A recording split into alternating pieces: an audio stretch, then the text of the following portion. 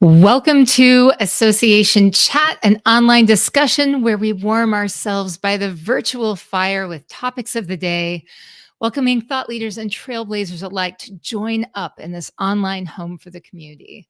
I'm the host of Association Chat, Kiki L'Italienne, and are you ready? It is time. I have been holding on to this special topic and this special guest just for right now. As everyone knows, we are leading into a very interesting time especially in US politics, because we are here facing a big election. And with that, a lot of association leaders are asking the question about how do we kind of communicate and build community and help to honor and support our members and make us all feel like we belong, like we're working toward a common purpose in divisive times. So, with that, I'm going to kick off this episode with a little love letter to our guest today, David Allison. Not only is David a top human values expert, he's the brilliant mind behind the Value Graphics project. Now, if that sounds familiar, it probably should, because if you are a longtime listener, a longtime follower or viewer of any of the association chat information and resources. I like to feature this a lot. David has a couple of books out on about value graphics. He's a two-time best-selling author, and he's also a dear friend of mine. David's all about cutting through stereotypes and digging into what really drives us as people. And that would be values that connect us at the core. He's worked with giants like Google, he's worked with the UN, and he's worked with them on transforming how they connect with their audiences by honoring these universal values. So, I mean, it sounds like something that would be of interest to associations. Am I right? I think so. So, in this interview, we're going to get into why understanding values is more than just smart data, that it's the key to building genuine connection. Plus, and this was important, this is something special that I'm able to bring to my beautiful audience out there. David actually shared some surprising insights on values specific to the association community. This is stuff that you won't have heard anywhere else, but you have to listen to the very end. The truth is that he offered me, there's only so much he can cover in his talks, right? And with all of this research that he's done about people who belong to associations, he did share with me some specific values that are specific to the association community, in that this is data that is specifically about people who choose to belong to associations. It's stuff you won't find anywhere else, even if you've attended some of his presentations focused on association research. Ooh, what is she talking about? You're going to have to grab your headphones. You're going to have to settle in, because, as always, David is about to drop some wisdom. And I hope you really enjoy this episode of Association Chat. A bit of what's your origin story? How did you get here, David? How far back do you want me to go? When you're 5 years old. No. Here we are talking about value graphics. We're talking about that, but you didn't start out that way. And you definitely, that was not what you were not preaching that story in the beginning. I was an ad guy. I grew up when that television show called 30 something was like top of the charts. And I just thought that looks like the coolest possible job in the world. And so I went to school and tried to get myself into working in an ad agency, because I thought it was all about staying up really late the night before the big creative pitch and throwing pencils in the ceiling and eating too much pizza and then winning the pitch and going out and getting drunk with your friends from work. And that's what it just seemed like a glamorous career. And it turns out it wasn't so much of a glamorous career like that. I mean, you got Uh, paid for sometimes, right? so fast forward through realizing that I'd made a terrible mistake. And so I thought that the next best thing I could do to get myself out of working in ad agencies was to start my own, because that could got to be more fun to be the boss than just an employee. And that lasted for about 10 years. And then I sold that company to management. And it was during that 10 years that I started to notice something. And it was a repeating pattern, and it had to do with the kind of ad agency it was. We only worked with large scale real estate developers. So like resorts and condominium towers and downtown Gotham City and all that kind of stuff. And the nice thing about that is that it has a beginning and a middle and an end. Like in the course of a year and a half, you've created a campaign out of thin air. You've gone out there and spent a bunch of money, and then you get to see the people who bought the condos or the resort homes or whatever. If you're doing advertising for Coca-Cola, it just keeps going on and on forever. But this was like a constant sort of experimental start, middle, end, start, middle. And so I saw patterns. And the pattern I saw was that the way we were defining people and talking about people, I was with demographics and who are we doing this campaign for? It's for 25 to 34-year-old women who have a household income of X and they're married and they have a kid and they're white collar, whatever the demographic description might be. And if we were lucky, we had a few psychographic facts about them. Is this a first home, a second home? Are they leasing an office for themselves? All that kind of stuff? And then we go spend $1 million and get them to buy or lease or rent these things. And then I get to stand in a room with them and look around and go, wow, this is who responds. Right. This does not match This is not these, my yeah, beautiful house. This is not my beautiful car. persona. Yeah. Who are you people? Thank you for coming and making us look great. But who the heck are you and how'd you get here? Yeah. We didn't think about you. We didn't make creative for you. We didn't buy in your channels. And yet here you are. And it happened over and over again. So when I sold the company, I thought, I'm going to poke around and see if I can't figure that out, because my thumbnail sense of it was about 10 or 15% of the people in the room matched the target audience that we'd spent all that money against. So it's a massive waste of time and effort if we're talking to these folks and only the 85% of them are not the people we thought we were talking to. So it's getting long and boring now, but I quickly go into behavioral science, and that the only reason those people were in a room, in fact, the only reason any of us are in any room, metaphorically or real, is because it aligns with our values. You look at behavioral sciences like neurology, psychology, psychiatry, sociology, they all fight like cats and dogs about what makes people do stuff. But they agree that the way the human brain operates is to figure out what option is in front of me that best aligns with my values. And that's the one I'm going to go and pick. And even if you don't know you're doing it thousands of times a day. In fact, here's the big news. It's the only way our brains know how to make any decision of any size is Right. which option aligns with our values. You talk about this, and I think it's fascinating because it's easy to just say the common question I've heard, because now I've been in rooms with you when you're talking, and then I hear people talk to you and ask you questions over and over. It's there are a lot of different types of values. What do you mean by values? And it goes into that sort of thing. Yeah. But I just think it's really incredibly interesting because we do get this idea that we can sum up people on these different data points that it turns out really aren't really They're leading to a lot ridiculous. more than just more than Stereotypical thinking when about they people, graduated from right? high school. It doesn't really turn out to have a whole lot to do with things like what they're going to be drawn to, why they want to be in that room, why they want No, to be a part of your association. And just think about it like this. You have a room full of professional white collar women who earn at least $200,000 a year and went to college and have a white collar career. So you have a room full of them. There's 1,000 of them in a room. Mhm. How similar do you think they are to each other? Yeah, hopefully not. Hopefully they aren't, right? They're not going to be Maybe very really similar. boring. They're going to be all over the map, right? There's going to be all kinds of different personalities and things that get them excited. And because the only thing they have in common is a couple of demographic characteristics. Yeah. And yet, that would be enough of a target audience description to go and spend a bunch of money and try and get them to do something you want them to do. You have a really great statistic that you share that is, and I don't know what it is. I don't have it in front of me. I imagine that you've got it that you can pull up right away. We'll But try. it's the statistic that you share. It's about the percentage if you're just looking at the demographic of like age and how on you're going to be, how on target and effective you're going to be with your messaging versus if you know their values. Is that right? I think if I Yeah, you remember. got it. You got it. And it's shocking. It's shocking. Yes. So first off, the way we got this is we've gone out and talked to 1 million people around the world in 152 different languages. about who they are and what makes them tick and what their values are. And the way we collected all that data is super accurate proportionally and representationally, so that it's like we have our own little Lego model of the population of the world.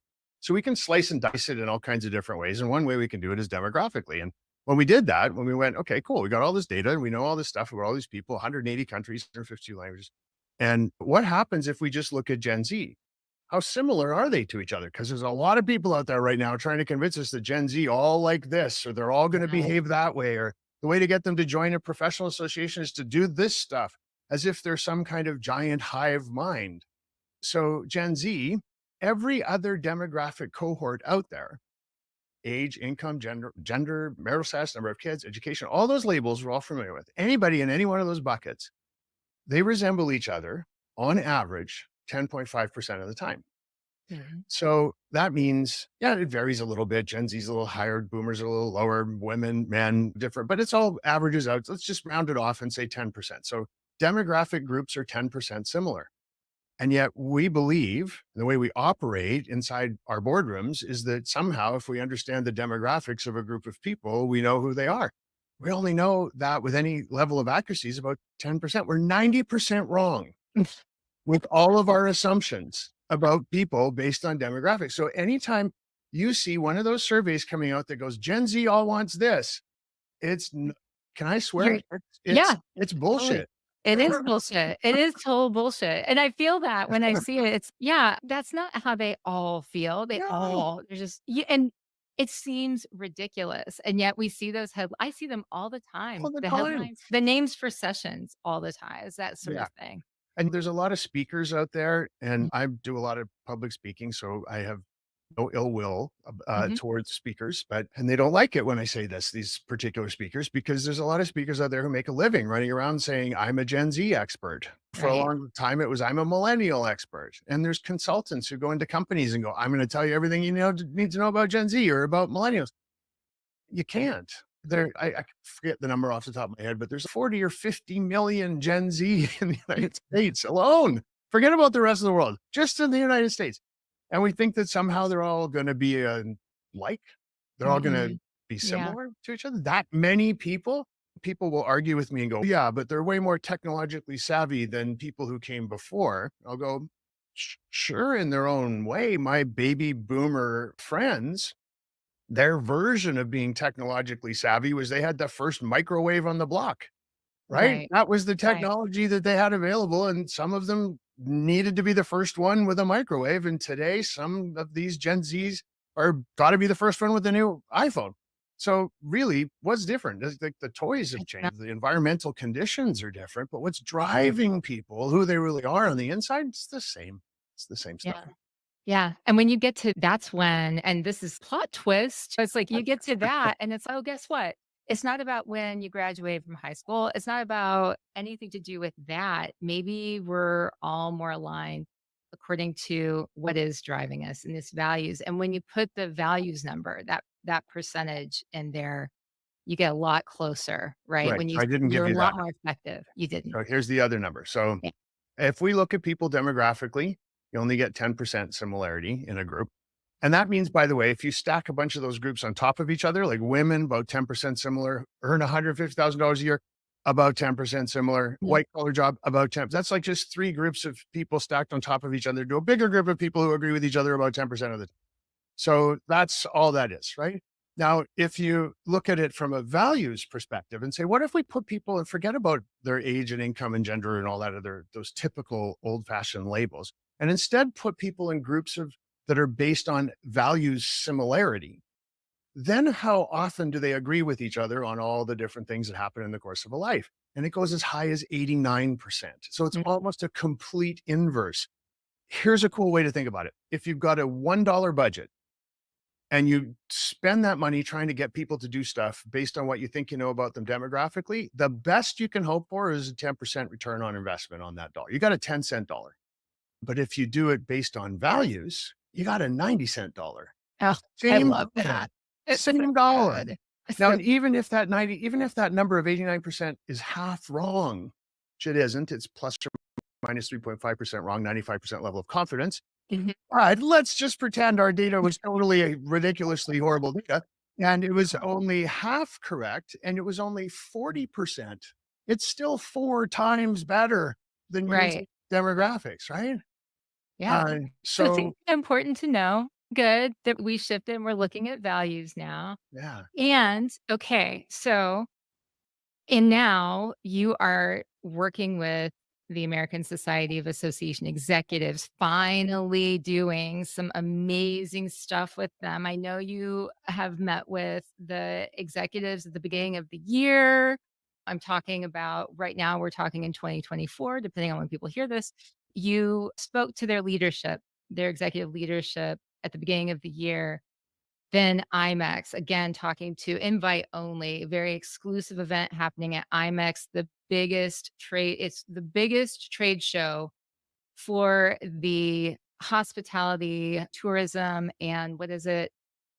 Something like that in the world. It's the largest trade show for this in the world that happens in Las Vegas, right? For meetings, incentives, conferences, and events. that's That's it. That's that's good. it. MICE. Yeah, Nice. that's how I Yes. remember it, MICE.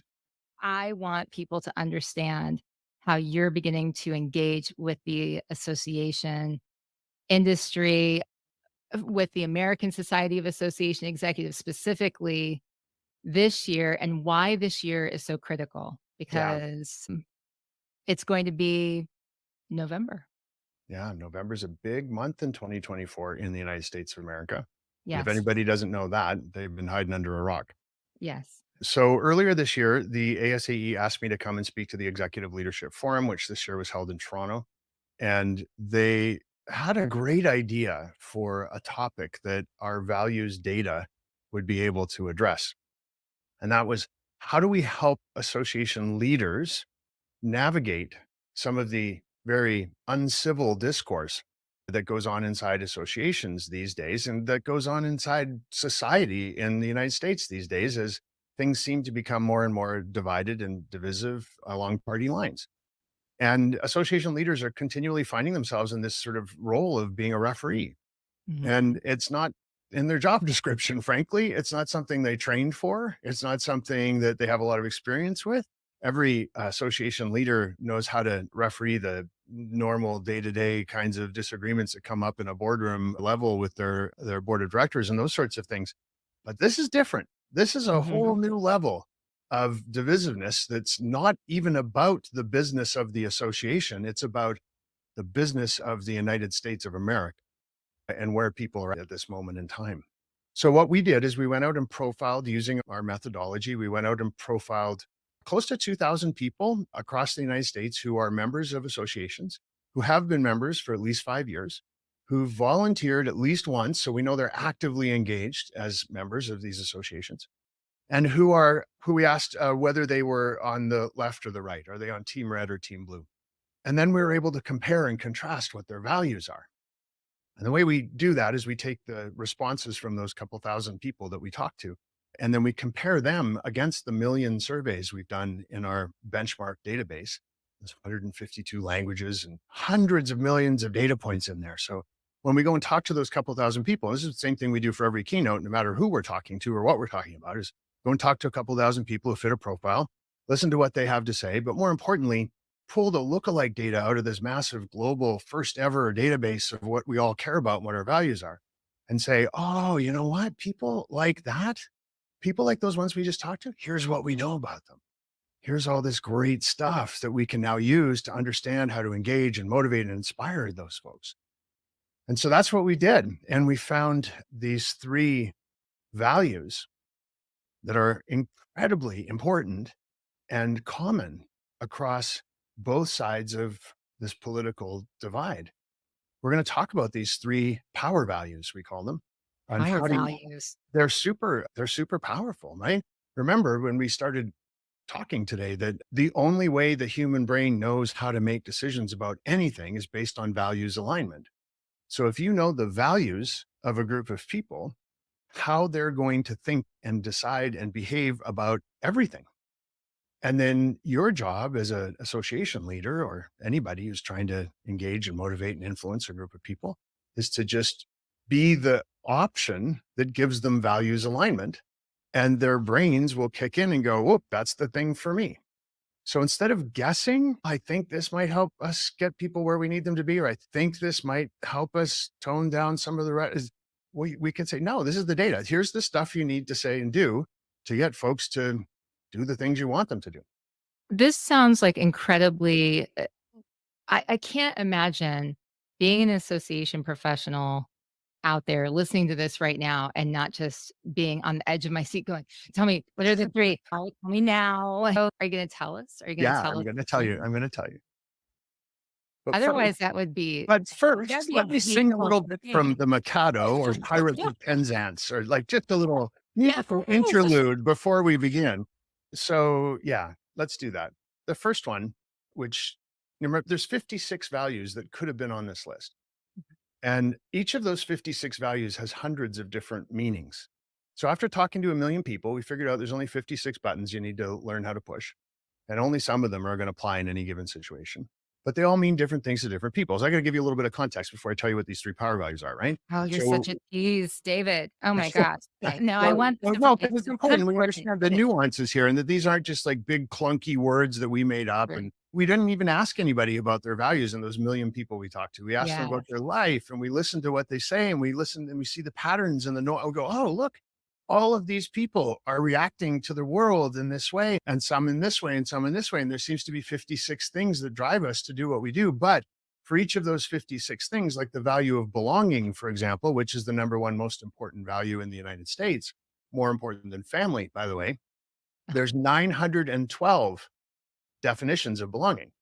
So when we see in our studies a value pop up as being over indexed, more important for the group we're studying, we can also see exactly what does it mean to them? What are the conditions that need to be present in order for them to feel like values alignment is there and get them to move in the direction we want them to move? So all that being said, here's the first value Okay. of the 56 values. The value is loyalty.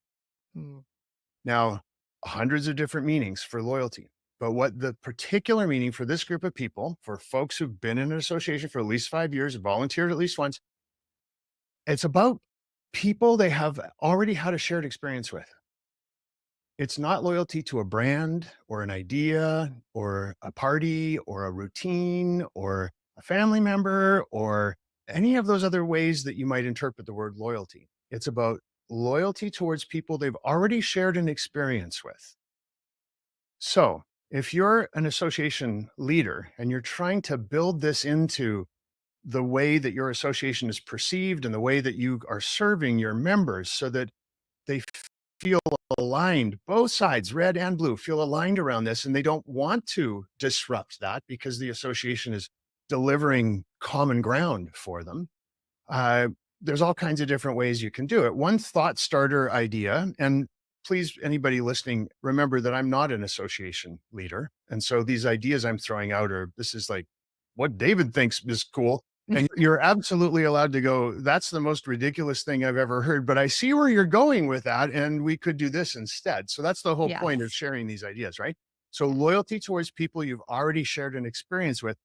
Why not experiential professional development? Let's put professional development programs together that aren't just sitting in a room, that are go out and do stuff and learn how to do those things while you're having an experience together, because now you're baking loyalty into the membership who are going to those Mm. professional development programs. I'm thinking about that, what I was talking about earlier, David, the association chat road trip to ASA annual that we just did There you for go. association chat's not admittedly not an association, but has members. And for those fans and members of association chat that were on that road trip bus, that's 6.5 hours of all kinds of experience that we had shared. You told Feeling jokes, you saw stuff yeah. together, you I'll did things, never you forget it. learned We made stuff you'll never. handshakes. We had a handshake. We had our own secret handshake. There you go. That's Yeah, exactly what I'm talking about. So for the association leaders who loyalty. are listening to this, figure out ways that professional development can be an experience, Mhm. because that will trigger the value of loyalty, which will work for both sides of the house. Love it. And the more of that they feel when they're interacting with and being part of what it means to be a member of your association, the more of that they feel, the less likely they're going to want to have a fight. the Mhm. less likely it is that they're going to have those disruptive, divisive issues pop up around the boardroom table or at the lunch meeting or whatever it is that we're talking about, because you're delivering on something that's incredibly important to both sides. And so this is sacred space for them now. This is common ground. I don't want this to be a place where I end up having the, because neither side wants to have fights. Nobody, no human wants to fight. So if you can be the place that's safe, that's giving them both what they're looking for, the chances of these things turning into bad moments becomes less and less and less. So Yeah. experiential professional development, but again, the same disclaimer. Remember, that's just my idea. Anything else you can come up with that's about giving people an opportunity to experience things together because it will trigger loyalty is going to be magic. It's going to be magic. And what we've done there, that process of saying, okay, the values data point is loyalty to people I've already shared an experience with. That's the data. Now, from there, we came up with one idea. So that leap to, oh, if that's true, then we could do this. We call that values thinking, Mm. design thinking. We take a design thinking as a way of making decisions where you keep design at the center of the decision making process. That's what values thinking is. It's a way of making decisions and coming up with ideas that keep values at the center of that decision making process. So these other two values that I'm going to share with you, same thing. Think about, okay, if that's true, I heard David's stupid idea, but here's what what else we could do with that. I get where he's going. I see what he's trying. He's well intentioned. He's trying to help. His ideas are not great, but we see what he's doing. And so Maybe they're great though, David. they Maybe could they're be, great. could be. They could, Okay. They you know, probably are. I So, think it's awfully courageous of me to get up in front of any of the audiences I talk to and say, here's what you should do. you should Because do this. I No, don't know I what it is their lives yes. are all about, right? So yeah, they're just meant to be illustrative ideas, we'll say. Yes. I appreciate that. So we have number 1, loyalty. What Number about one, number loyalty. 2? Number What about two, number 2? personal responsibility. These are people who like to feel like they're the ones getting stuff done. And the specific definition for that value for this group of people is personal responsibility, getting things done because it makes them feel stable. If Hmm. I get stuff done, my boat's not tippy. If I get stuff done, the things that need to be done, then everything's going to just be fine. And we're all going to move along at a nice, stable pace and nothing's going to be surprising. And there's not going to be any craziness. Oh, they're trying to manage. They're trying to like balance, provide themselves with stability. They see that through personal responsibility. If, Okay. yeah, Tell me how this plays out. This means that they're doing something. If they do something that makes them feel this sense of personal responsibility, like they're masters of their own domain in some sort, they have some sort of hold on creating more stability in their world yeah, because of you this. got it. You got it. So anything, including Okay. your association, that gives them the ability to feel like this is a thing that makes me feel responsible. And I see how this is helping me be more personally responsible. And I like that because it makes me feel stable. Here's my idea. It's not the snappiest name for an idea ever, but I call it the practical, tactical, practical, tactical, actionable social series. So we're always sitting around in every organization trying, what should we be putting out on social? What should we be pushing out on Mhm. Instagram? What do we put on LinkedIn? Why not push out a social series that's about how the organization, the association has makes stuff happen? And because you're a member of this association, you have access to this tool or this thing or that thing. But all of these things are really about empowering you to get stuff done. Here's an example of here's Ted. Ted came and took our course on whatever. And as a result of that, Ted made this happen. Yay, Ted. He got stuff done. So just be the source of stories that relate to people getting stuff done and feeling stable as a result. You provided the learning, the development, the opportunities, the networking, whatever it is. And then that becomes the source for your social stories for a series on practical, tactical, actionable social stories. How many times have you had to practice saying that? Because I have to tell you, that's I would not even dare. I wouldn't Yeah. even put that. I'd just be like, "Nope, I'm scratching that out. We're calling it something else." A Well, nice actually, you know what? I acronym, just noticed now, I'm looking at it on my screen here. It's PTA. It's the PTA social It's the series. PTA. Different kind, but okay. Different Yeah. kind of PTA.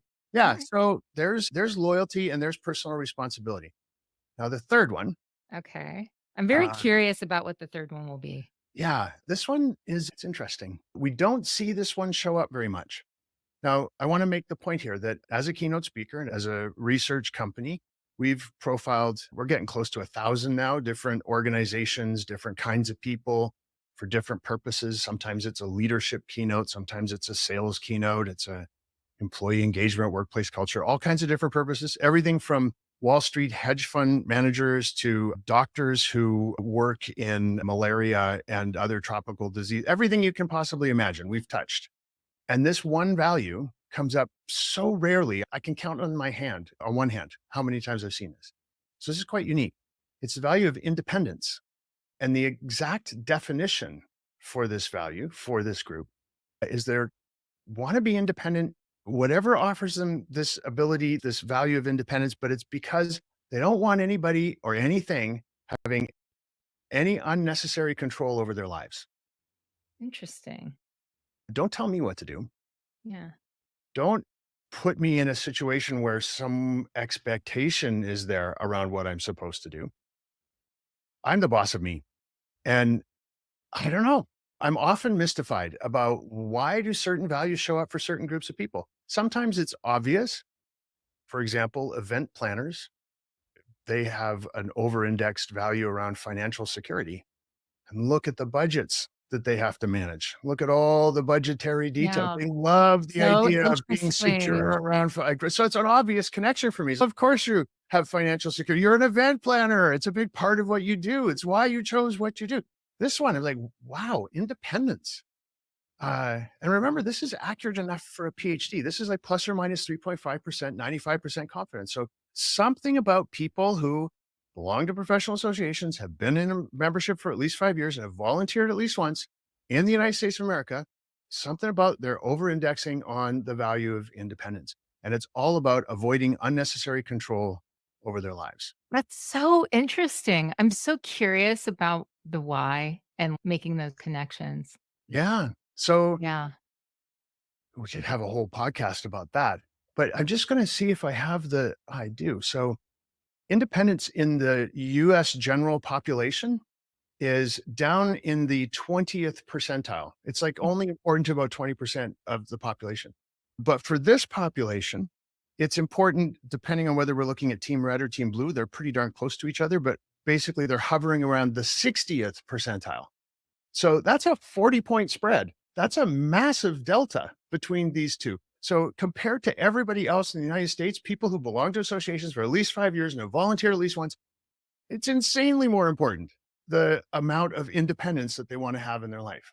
So what So, does that mean for how we apply it though? Like, what well, do we my do with my that? my idea there was a thing I've called the disruptor awards. And again, you're allowed to say this is ridiculous, but I see where you're going with that. If there's this fierce sense of independence, this fierce sense of don't tell me what to do, I'm going to do it my own way, then every association I've ever been a part of, they always have an award show. There's always a big annual general meeting. Why isn't one of the awards that you have the whole membership vote on is who's the person in this organization who's been the biggest disruptor, who's done it their own way, I who's love carved that their own so path? much. I love that so much. Let's honor it. Let's make a big deal out of I it. It want should be the I source it's of its so social good. theories. It should do everything you can. Just make it part of how people see this association in their lives. This is the place that celebrates our independence to the point where we're picking out the most independentist of all, biggest independentist of all, and giving them a trophy at the end of the year. Wow. Yeah. These people are people who they want their personal responsibility, they to have things be to feel more stable. They care about loyalty with the people that they've already had a shared experience with. And they also are fiercely independent because they don't want unnecessarily control over their lives. That is an interesting group of values. It is. Now, that's just three. And in the Yeah. base of a keynote, that's all that we have time to share. Yeah. There's a list of about 10 or 12 that are equally, but those are the ones I chose that I thought were the most powerful and interesting to talk about. But there's another bunch in there that could also be used as thought starters and the basis for values thinking exercises to tackle challenges and achieve goals. Yeah. But those 3 are a pretty darn good start.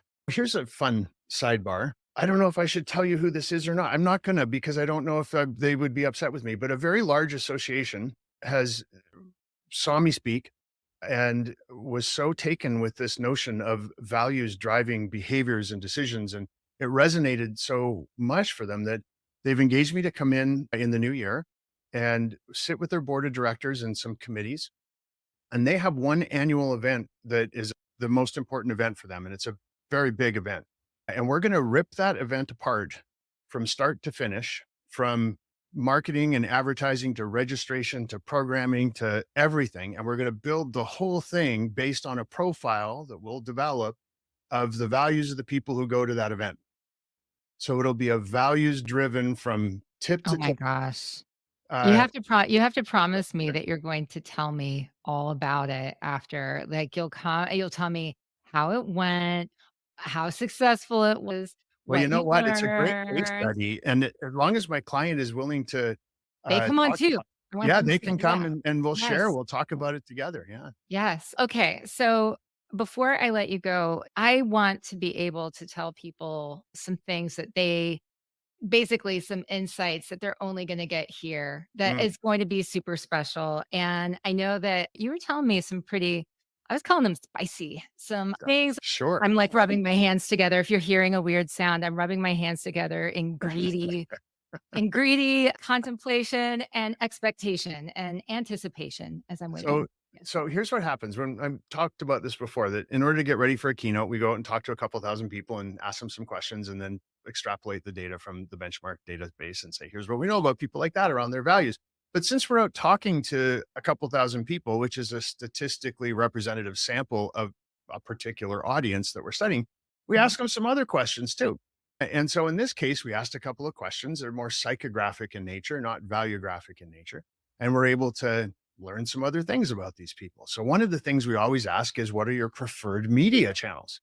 So talking to a couple thousand folks across the United States who've been with an association at least 5 years and volunteered at least once, what do you think their number one most preferred media channel is for hearing information about their association? Oh, oh, You won't guess. I It's won't. a trick question. Is it? Oh, Yeah. they don't. They don't care. No, Okay. not at all. No? What is Number it? one, 70% of this audience said Facebook. Actually, based on the association chat audience, not necessarily surprised. So That's where I have more engagement for the chat. Yeah. Facebook, then LinkedIn, and by Okay. just a hair. So they're almost tied neck and neck, Facebook and LinkedIn. And then Interesting. the next one down was personal recommendations. So word of mouth gets way up there. So if I was an association leader, I'd say, okay, cool. This is helping me rationalize the money I'm spending on social media engagement and continuing to put our messages and our stories out there on Facebook and LinkedIn. Instagram way down the list, by the way. So we're really just talking about Facebook and LinkedIn. But personal recommendations, networking, professional recommendations, those are in a clump. Those are the next thing. So I'm going to bundle those all up and say, that's word of mouth. So Yeah. what are you doing as an organization to get people to talk to each other about the stuff that they need to know that's going on Yeah. inside the association? I think about back in growing up as a kid in Winnipeg, when we had like terrible winter snowstorms, there was phone trees. And the one mom's responsibility was to call three moms, and each of them called three moms. And when the school was shut down for the day, this is how they got word to us. There wasn't any social media. You couldn't just post something on Twitter and or on the internet, right? I'm that old. So what are we what are the ways that you can activate word of mouth inside your association to get people to talk to each other about the important stuff? I think that gets lost so often because what I've seen with like online communities for associations specifically is like there'll be a focus on getting everybody onto a platform. There'll be a focus on pushing content out, but there's not as much focus on how do we get people talking to each other. And it's not like I think that sometimes association staff will be thinking about, oh, we need to provide all of these resources, and if we give it to them, that's enough. And it's no, it's like, how do you foster connect? Like, how do you get people talking to one another not necessarily talking just back to you. And yeah, give everybody some resources. I've seen this so many times. Like, here's a PDF that you can forward Mhm. easily to all of your friends. No one's going to do that. Why would I Yeah, bother my friends with another PDF that they I have to know. download and read? So yeah, thinking outside the box around how do we just get some good old fashioned chatter going on amongst our members and harnessing that power of human interaction. So that's one. Interesting. That's a good one. It Yeah. is a good one. So another one of these more psychographic questions that we asked is what we call the deal maker, deal breaker question. And again, we do this with every industry. It's not unique to this particular study. Every speech I give, we always have this information. It rarely makes it into the keynote because there's so much else to talk about, but here it is sharing it with you.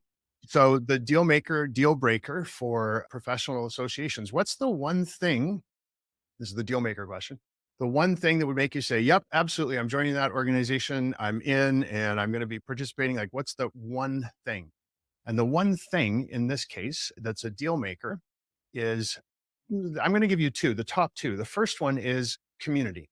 Mhm. They want to know that there's a perception that that they're joining a supportive and welcoming community. So we all talk about community a lot, but we all talk about, oh yeah, of course we're a community. But what's the proof? How often are your members hanging out with each other when it's not the monthly luncheon? Right. How often are they involved in each other's personal lives? Do they even know what their spouses' names are? What's their friends? Well, I hope they all know what their own spouses' names are, but do they know what each other's Oh, spouses' names depends are? on the association. But what's the proof Yeah, that right. there's a community here? And if you have proof, great. Talk about it loud and clear. Social media, put it on your website. Just guess what? A bunch of our members went and formed a book club, which had nothing to do with us, but they're having a great time. And if you're all interested in joining, you should go join that book club too, because they look like they're having a great time. And yay, guys, go. So, what's the proof that there's community? And then the second one is innovation. Mhm.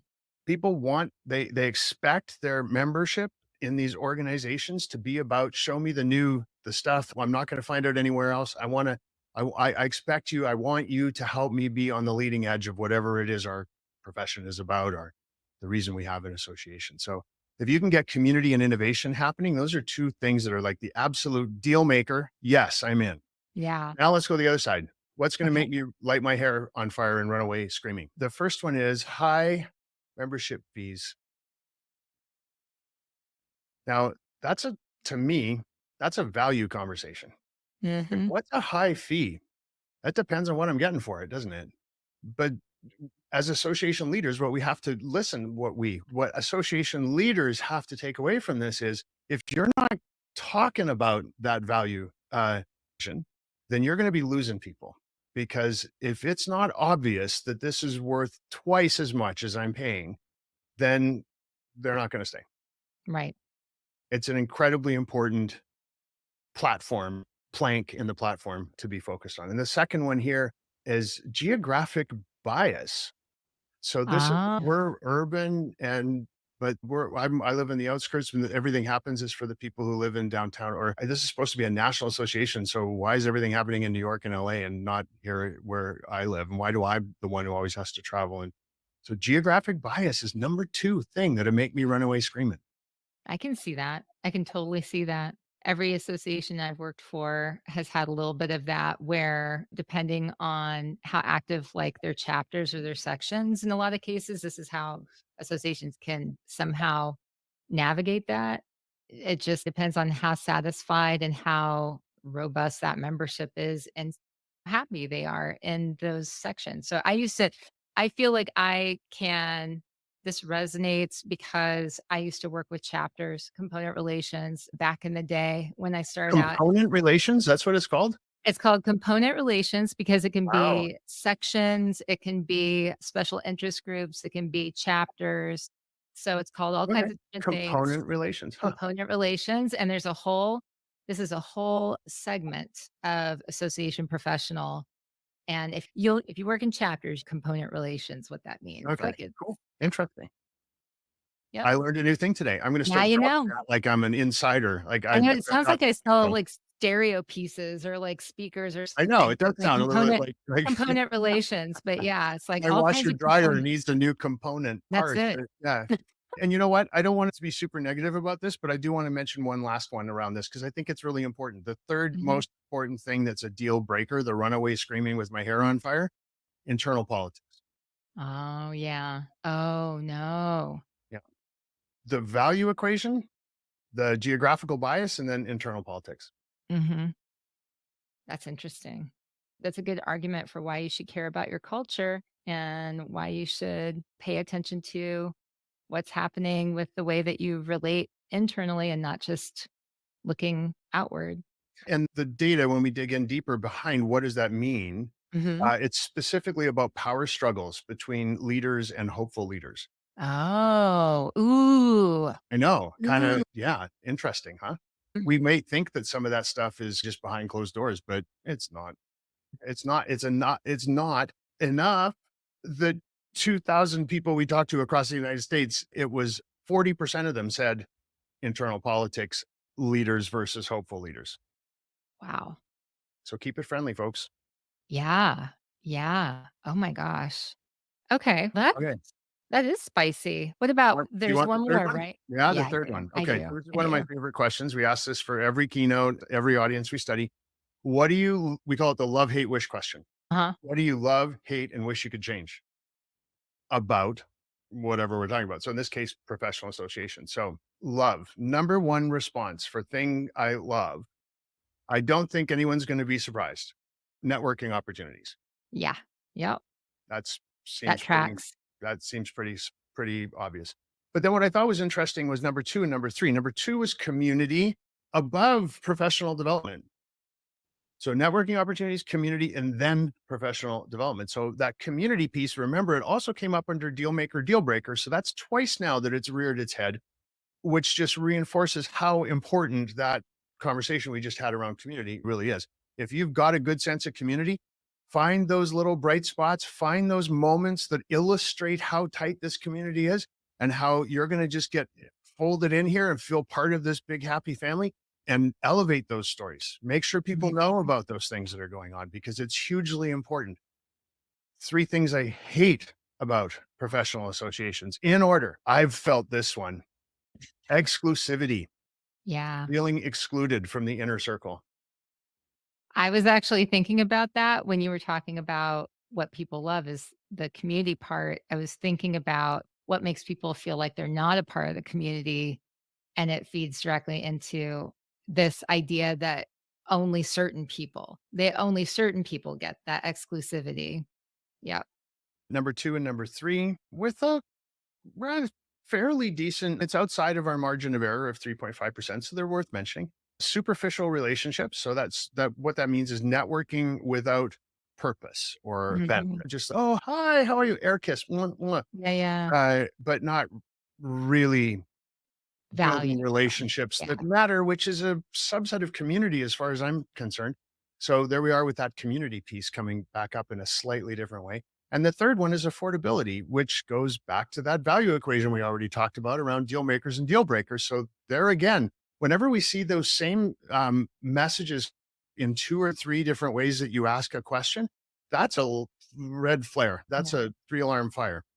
That value equation really needs to be thought. How do we tell people that this is worth more than they're paying? What's the proof? Mhm. And that would be an amazing thing to sit around and brainstorm about because those proof points are, in some cases, the most important ones aren't going to be financial proof points at all. They're going to be about the value of those non superficial relationships and how someone, because of this organization, met this person, and that formed a partnership that this thing happened. And then as a result of that, their kids were able to do this stuff. And we all know those stories inside our organizations. How often are we telling those stories? We're not. Not like, I not nearly enough. Like, I and we want the stories. We wanna And be able to that's to me, that would definitely be one of those things where I'm like, "I want that. I wanna be a part of that. That's a group I wanna be a part of." And for And the sure. stories, it's all of these so far have been very much about how do we tell better stories about this stuff? And one of Yeah. my favorite Mm. pieces of wisdom that I ever picked up was that stories are the currency of human relationships. we exchange stories, and that's our currency. That's how we become like you and I, Kiki. We met the first time we met, we traded some stories, we liked Yeah. each other's story, and then we met again and we traded some more stories. And now we're telling each other all kinds of crazy stories. And it's the way we build relationships. And it's true between two people. It's also true between me and the association that I am part of or that would like me to be part of them. Yeah. And then Yeah. lastly, the wish. What do I wish I could change? Now, this is where things always come up again, right? Because we said, what do you love? What do you hate? What do you wish you could change? Sometimes it relates back to the loves and the hates. And it does.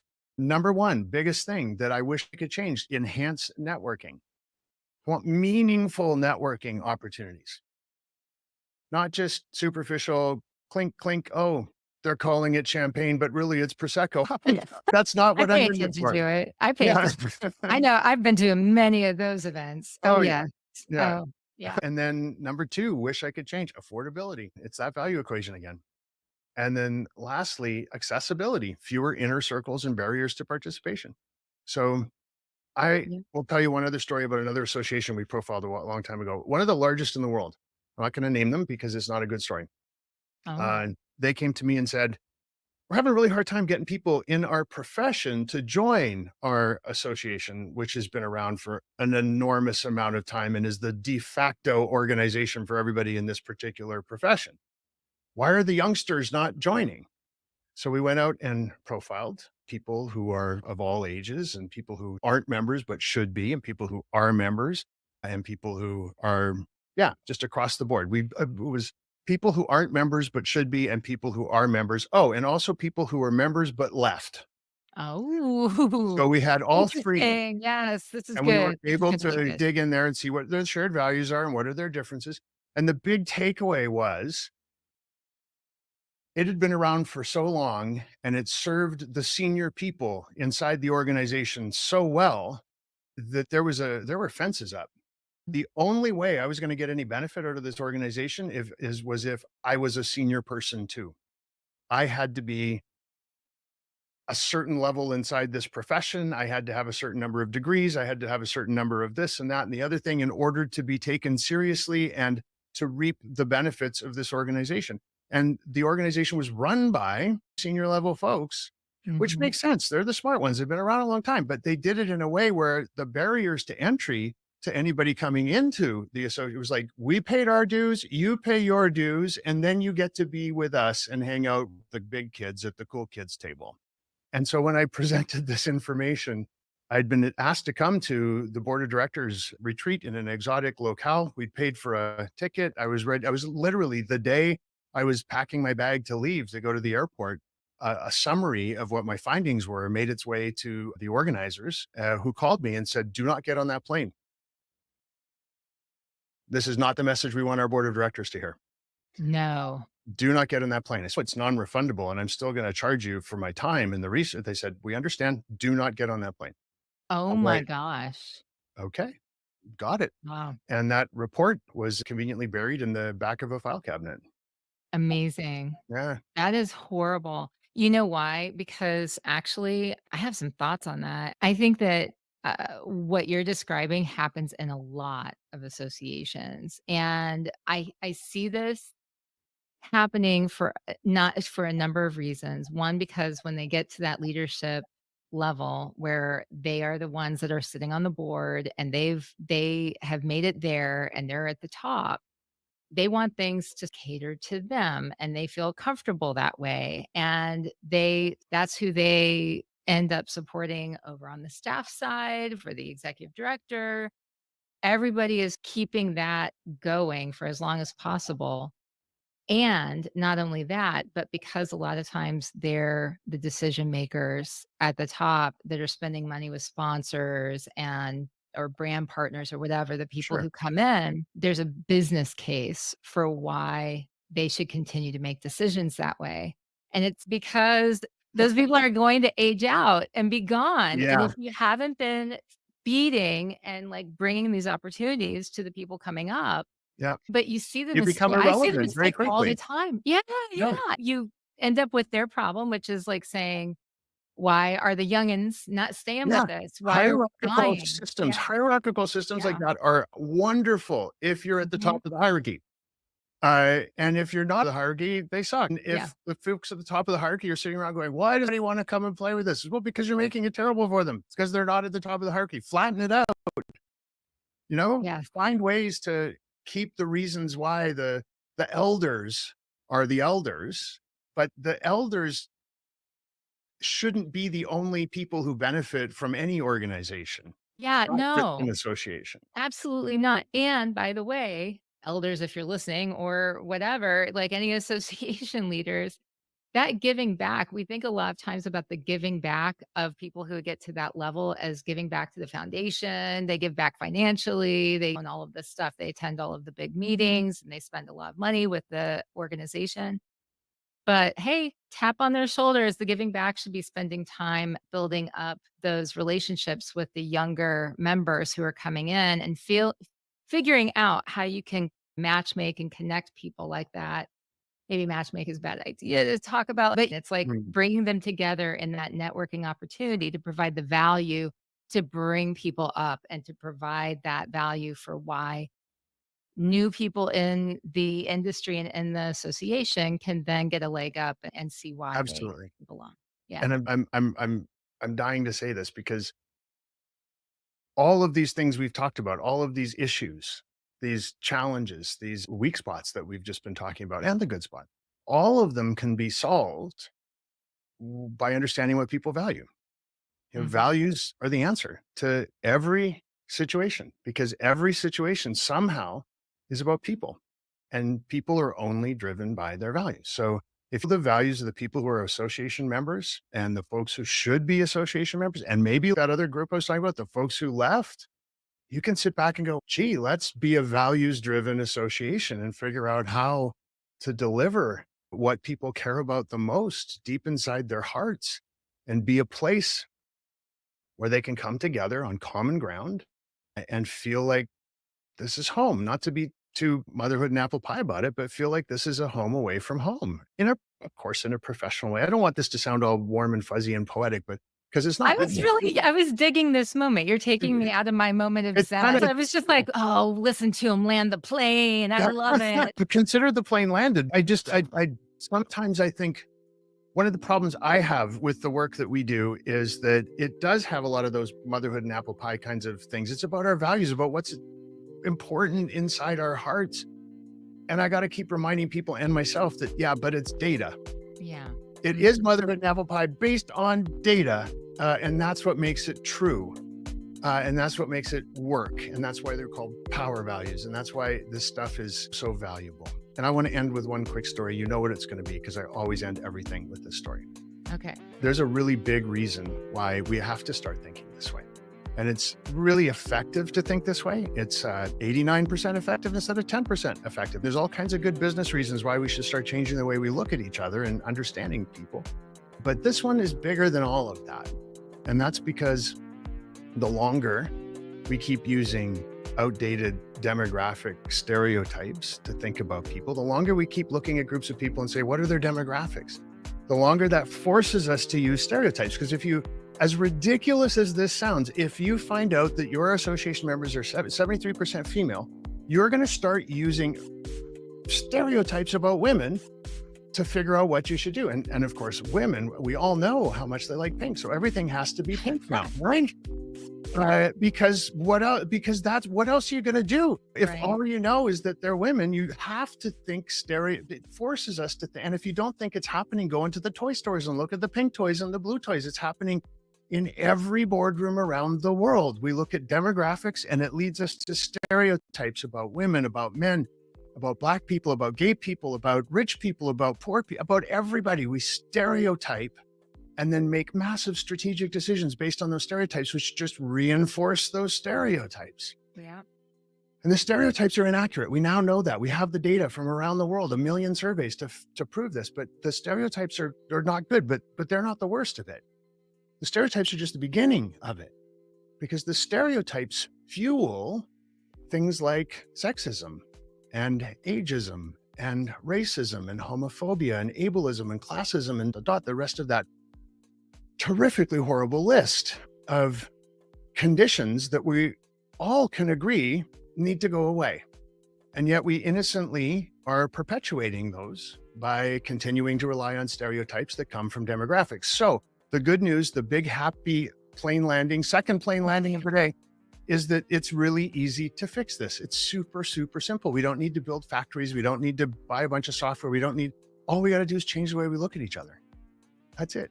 We just start with changing the way you look at yourself and realize that you're a bundle of values running around chasing values alignment all day. And if you do that, it'll force you to look at everyone else and say, they're also values driven human beings running around trying to find out what's important and how to get more value of what they value in their life. And if enough of us do that slowly, it'll be slow, but slowly but surely, we can change the way we all look at each other, and that will change the world. So what did you think about that? Oh my gosh. I love that David Allison came on and shared all of this information, especially some of these highlights, some of these key pieces of information that he hasn't necessarily shared with other association audiences. Super duper helpful. I hope that you'll go and check out the audio version of this if you're watching this live. If you want to check out the transcript, I try to make those available on associationchat.com. That's another thing you should do is you should check out associationchat.com if you haven't lately, because that is where you will find all of the resources, the magazine subscription, the newsletter subscription. You want the playlist for each week's top pods? I got it for you. And so you can find everything there, including some write-ups, some articles, some featured content that isn't available anywhere else. It is almost November, which means that the next issue, the second issue of Association Chat magazine is coming out, and I'm super excited about it. If you haven't subscribed, you still have time to sign up. Anyone who signs up for the magazine, go to associationchat.com. You'll see where the magazine sign up is there. Subscription form is there. 100% free. You can get the digital. You can get the physical version of it mailed to you. And I think that you'll enjoy it. Hey, William. Oh my gosh, you're watching out there. I love it. I hope that everyone really got a lot of great content from David on this. Definitely check out David's book at valuegraphics.com. You'll see where you can order it. And with all of that, this is Kiki telling you and reminding you to keep asking questions, because the cave you fear to enter holds the treasure you seek. Have a great rest of the week, everyone.